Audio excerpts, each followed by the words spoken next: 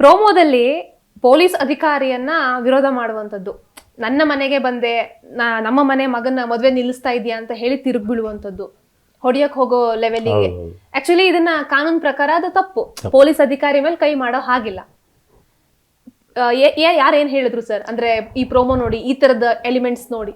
ಹೌದೌದು, ತಪ್ಪೇ. ಯಾಕೆಂದರೆ ಇಲ್ಲಿ ಅಲ್ಲಿ ಏನಾಗುತ್ತೆ, ಒಂದು ಸಣ್ಣ ಸನ್ನಿವೇಶ ಆಗಿಬಿಟ್ಟಿರುತ್ತೆ ಅಲ್ಲಿ. ಯಾಕೆಂದರೆ ಒಂದು ಇನ್ನೂ ಮೈನರ್ ಚಿಕ್ಕ ಹುಡುಗಿಗೆ ಮದುವೆ ಮಾಡೋ ಒಂದು ಸನ್ನಿವೇಶ ಅದು ಮಗ ಇಷ್ಟಪಟ್ಟ ಅನ್ನೋ ಕಾರಣಕ್ಕಾಗಿ ಮದುವೆ ಆಗ್ತಾ ಇರ್ತದೆ. ಇಲ್ಲೇನ ಒಂದು ಸ್ವಲ್ಪ ಕತೆ ಹೇಳ್ತೀನಿ ನಿಮಗೆ. ಮಗ ಯಾವುದೇ ಹೆಣ್ಣು ತೋರಿಸಿದ್ರೂ ಒಪ್ಕೊಳ್ಳೋದಿಲ್ಲ. ಯಾಕೆ ಒಪ್ಕೊಳ್ಳೋದಿಲ್ಲ ಅಂದರೆ ಅವನಿಗೆ ಅವಮಾನಗಳಾಗಿರುತ್ತೆ, ಯಾವುದೋ ಒಂದು ಸಣ್ಣ ಕಾರಣಗಳಿಂದ ಕೆಲವು ಅವಮಾನಗಳಾಗಿರುತ್ತೆ. ಹಾಗಾಗಿ ಅವನು ಮದುವೆಗೆ ಯಾವುದೂ ಒಪ್ತಾ ಇರಲ್ಲ.